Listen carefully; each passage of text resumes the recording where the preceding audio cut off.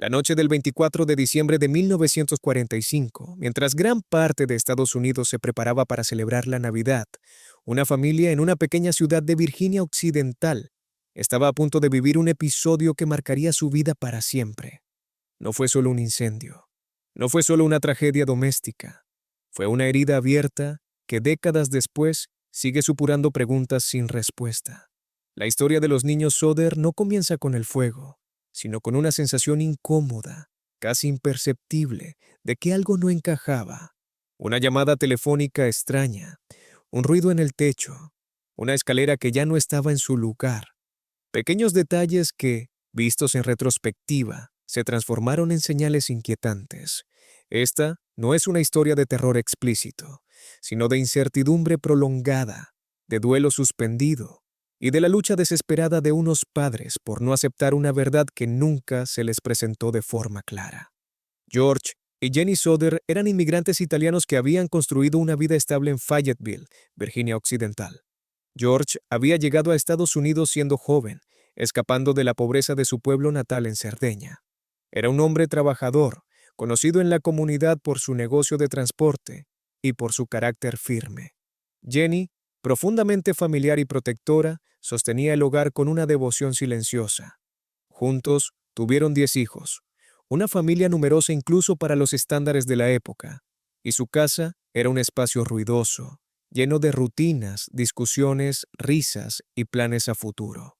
A pesar de su integración, George nunca ocultó su desprecio por Benito Mussolini y el régimen fascista italiano.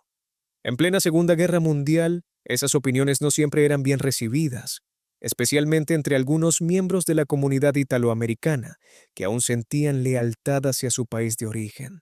George había tenido discusiones acaloradas, e incluso amenazas veladas, nada que, en ese momento, pareciera lo suficientemente serio como para alterar la vida familiar.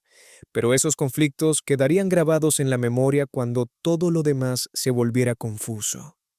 La noche del 24 de diciembre transcurría con normalidad.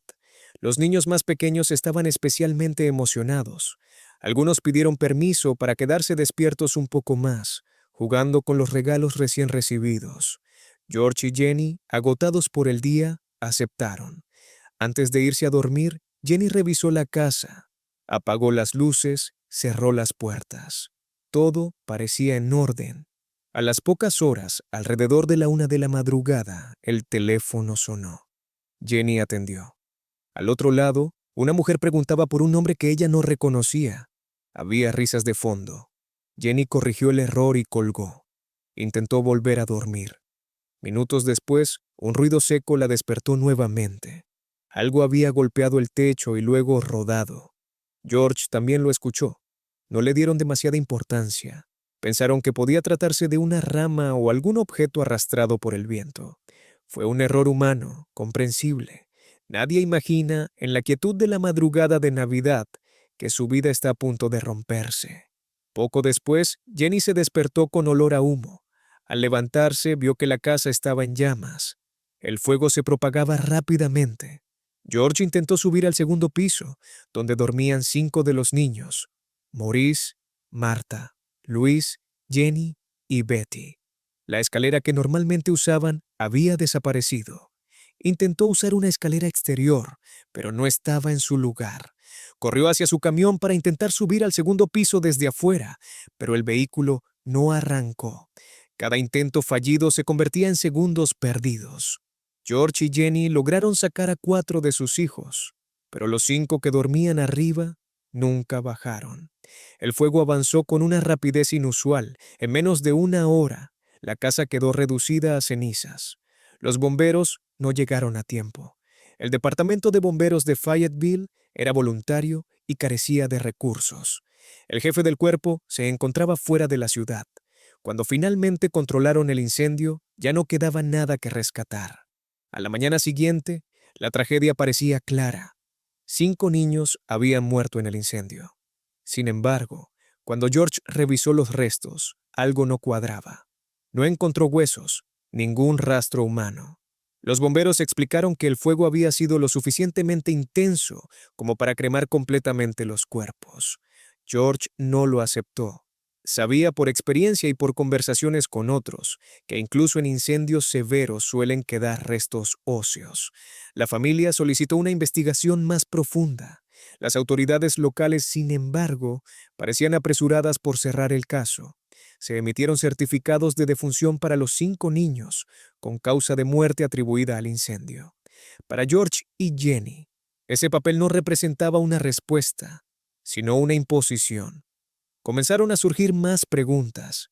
La escalera desaparecida fue encontrada días después, a cierta distancia de la casa. El camión de George, que no había arrancado esa noche, funcionó perfectamente al día siguiente. Un testigo afirmó haber visto bolas de fuego impactar la casa durante el incendio. Otro aseguró haber visto a algunos niños en un automóvil la mañana siguiente. La investigación oficial fue superficial. No se realizó una excavación exhaustiva del terreno. Años después, cuando la familia logró que se hiciera una, se encontraron pequeños fragmentos óseos que fueron analizados por un patólogo forense del Instituto Smithsonian. Su conclusión fue contundente. Esos restos no pertenecían a niños y no habían sido expuestos al fuego. Aún así, el informe no generó una reapertura formal del caso. George y Jenny se aferraron a la idea de que sus hijos habían sido secuestrados. Colocaron una valla publicitaria en la carretera con las fotografías de los 5 niños y una promesa de recompensa. Con el paso de los años, actualizaron las imágenes para mostrar cómo podrían verse de adultos. Cada llamada, cada rumor, cada carta era analizada con esperanza y temor. Jenny nunca volvió a cambiar las cortinas de la casa reconstruida, como símbolo de duelo permanente. George murió en 1969 sin respuestas. Jenny continuó buscando hasta su propia muerte. A lo largo de las décadas surgieron teorías. Algunas apuntaban a la mafia italiana, sugiriendo que el secuestro habría sido una represalia por las opiniones políticas de George. Otras hablaban de tráfico de niños, de adopciones ilegales, de identidades cambiadas. En 1967, la familia recibió una fotografía de un hombre joven que decía ser uno de los niños desaparecidos. La imagen mostraba a alguien con rasgos similares a los Soder. La familia contrató a un investigador privado para seguir la pista, pero nunca volvió a tener noticias. Desde la psicología criminal, el caso plantea múltiples dimensiones. Por un lado, la conducta de las autoridades refleja un fenómeno conocido como cierre prematuro, la tendencia a aceptar la primera explicación plausible para aliviar la presión emocional y social que genera una tragedia. Por otro, la reacción de George y Jenny muestra un duelo no resuelto. Cuando no hay cuerpo, no hay ritual de despedida. La mente busca alternativas, incluso improbables, antes que aceptar una pérdida absoluta. También es importante analizar el contexto histórico. En 1945, Estados Unidos salía de la guerra. Los recursos eran limitados. La formación forense era básica comparada con los estándares actuales. Los prejuicios hacia inmigrantes aún eran fuertes. Todo esto influyó en cómo se manejó el caso y en por qué ciertas preguntas nunca se investigaron a fondo. El comportamiento de George, a veces descrito como obstinado o paranoico, puede entenderse como una respuesta traumática. La culpa del sobreviviente, la sensación de haber fallado como protector, alimenta la necesidad de encontrar una narrativa donde los hijos sigan vivos. Para Jenny, la esperanza era una forma de supervivencia emocional. Aceptar la muerte habría significado aceptar que aquella noche no pudo hacer nada más. La desaparición de los niños Soder no es solo un misterio criminal, es un espejo incómodo sobre nuestras limitaciones como sociedad para enfrentar lo inexplicable.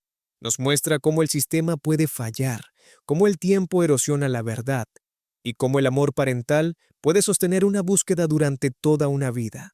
Hoy, en Fayetteville, el caso sigue siendo parte de la memoria colectiva. La valla publicitaria ya no está, pero la pregunta permanece. ¿Murieron realmente los 5 niños en el incendio o fueron llevados esa noche? Tal vez nunca lo sepamos. Lo que sí sabemos es que esta historia nos obliga a reflexionar sobre la fragilidad de nuestras certezas y sobre la necesidad humana de respuestas, incluso cuando el silencio parece definitivo. Al final, más allá de teorías y documentos, queda la dimensión humana, una familia que nunca dejó de buscar, unos padres que se negaron a olvidar y una comunidad que, consciente o no, fue testigo de cómo un misterio puede atravesar generaciones. La desaparición de los niños Soder nos recuerda que no todos los casos encuentran cierre y que a veces la verdad no es un punto final, sino una pregunta que sigue viva.